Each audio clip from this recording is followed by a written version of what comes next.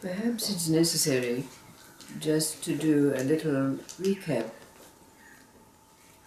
During our recent travels, when the theme of the gatherings was the death of love, the passage to the absence of illusion, it was discovered from the poetry that was written, from the maps, the mind maps that were drawn by those who gathered, that the consensus is that when human love in all its forms, up to and including unconditional love, have played themselves out in us, are dead, so to speak, all that remains is love.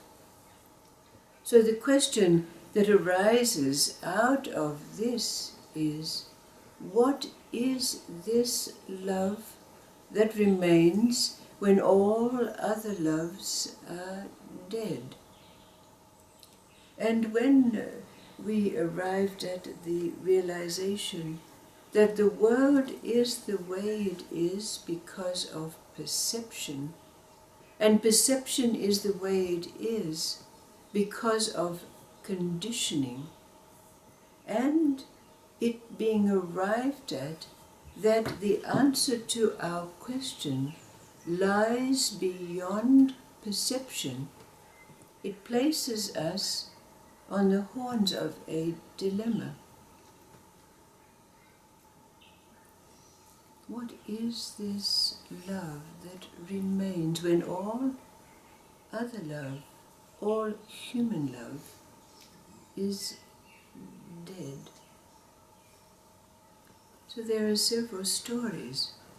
We will see what they bring up in us as we endeavor to answer this question.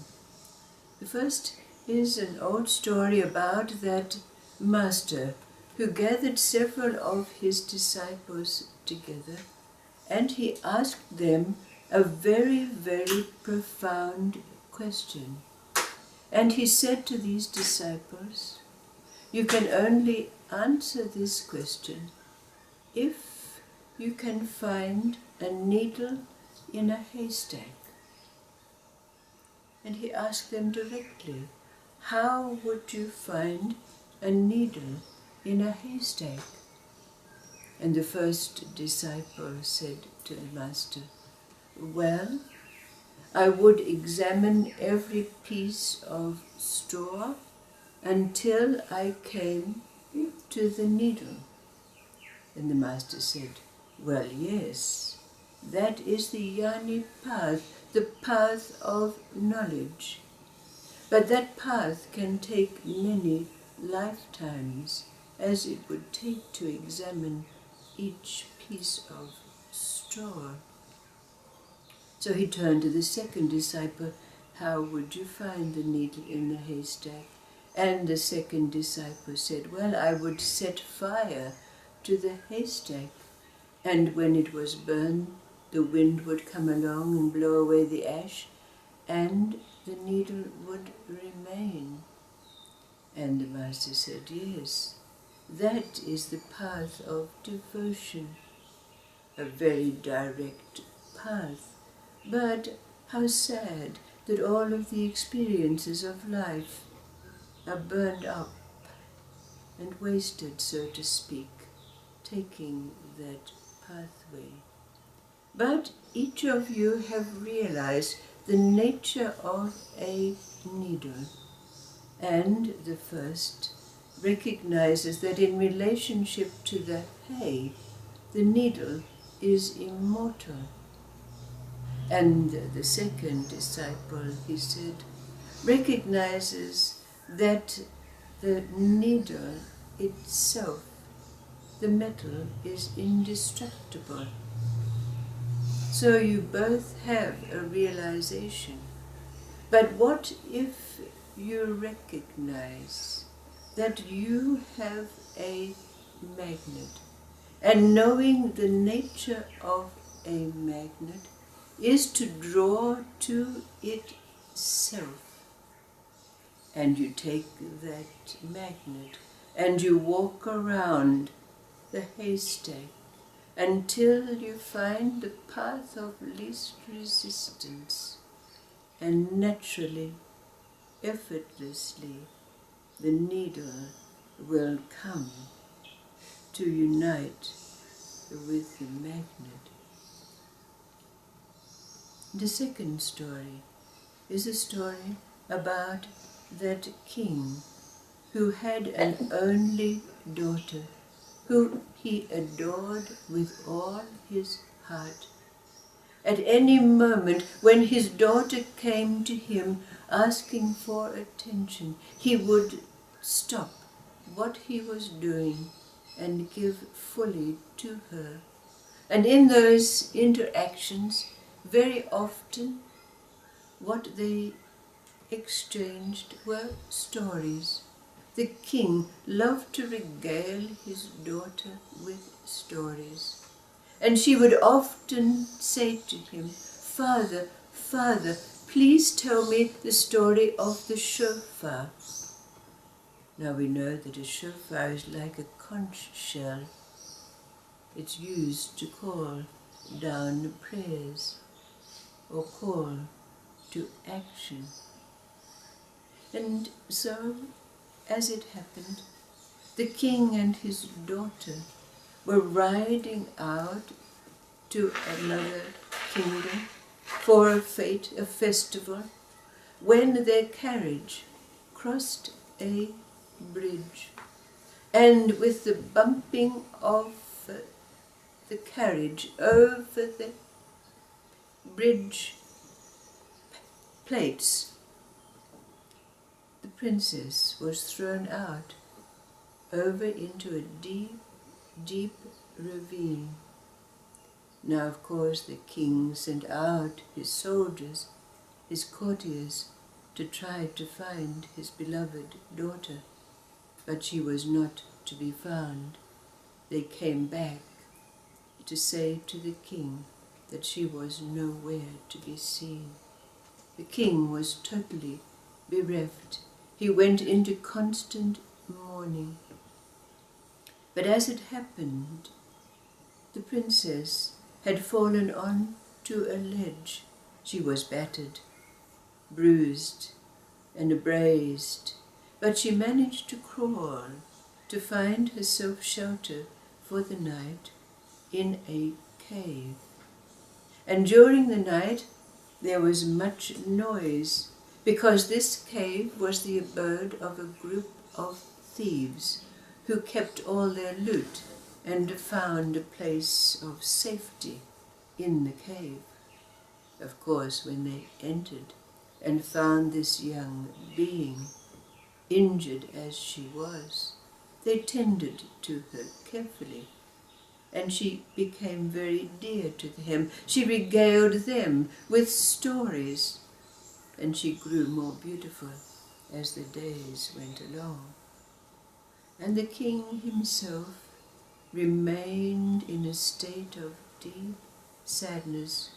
No matter what his courtiers did, he could not be drawn out of his deep melancholy at the loss of his daughter.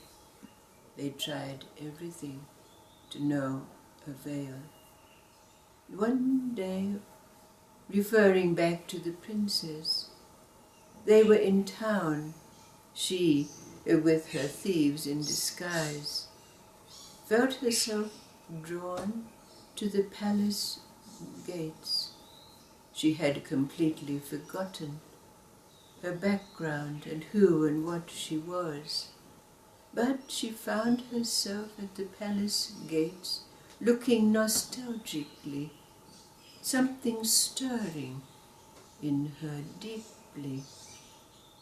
But after that, the courtiers, in their desire to try to jolly their king out of his sad states, knowing that he loved storytelling, decides that they would call a storytelling competition and invite all the storytellers of the land to come and jolly the king out of his state.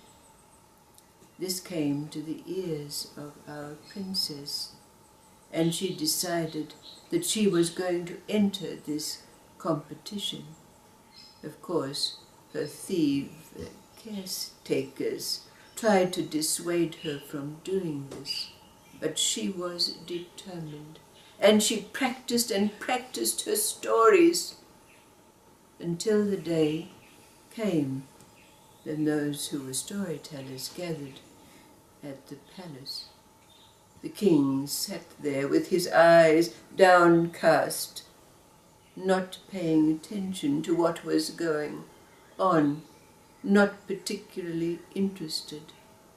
But then it came the time for the young princess to tell her story. But when she stood up amongst the throng, she foundered after it came out once upon a time. And so she was taken down from the dais. The next day she came again, determined that she would tell her story. But again she foundered. The king took no notice of all of these storytellers. And on the third day, when the princess came again and stood up and started with her words, once upon a time, again her voice lost her. But then someone in the audience said, "Oh, look at her! I know who she is. She's the daughter of thieves. Go and capture her." And just as the courtiers were about to get up and take the princess into custody, the king looked up, and the eyes of the king and the princess met. Immediately, out of the princess's mouth came the words, strong and true, the story of the brother and sister who each had a shofar. And they discovered that when one shofar was blown, the other would respond.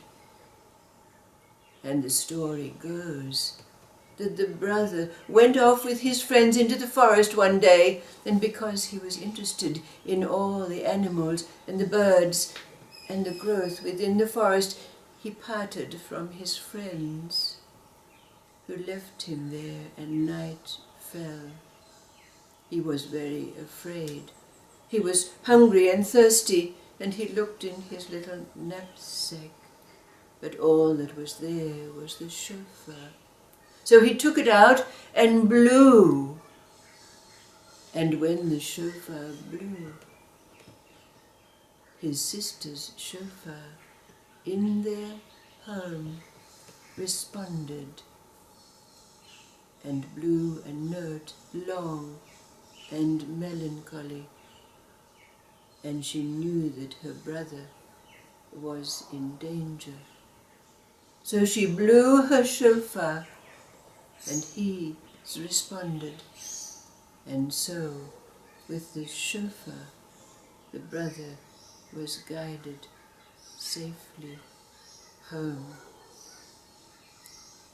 Through this story, the tears of the king began to flow copiously down his cheeks as he recognized his beloved daughter.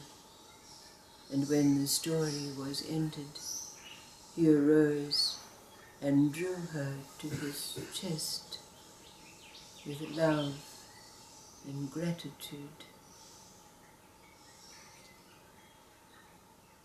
In our endeavor to answer the question, what is this love that remains when all human love, including unconditional loves, have played themselves out in us, and all that remains is love?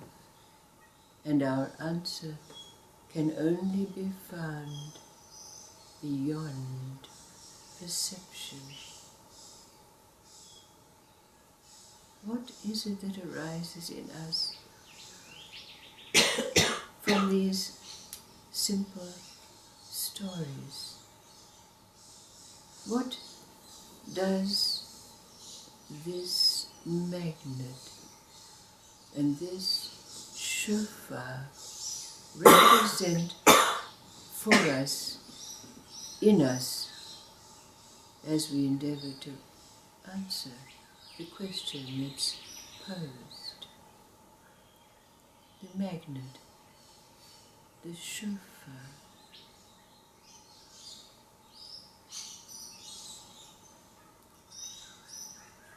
What are the meanings of this story for you relative to our question? What is this love?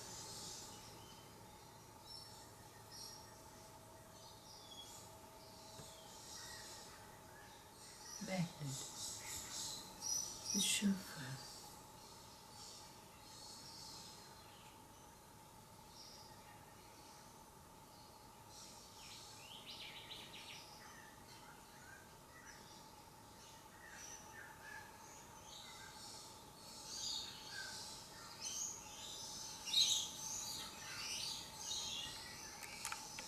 And the shofar is the call of the spirit to itself.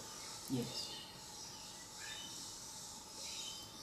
And the magnet is the same thing, it's a mutual attraction of the spirit. Absolutely.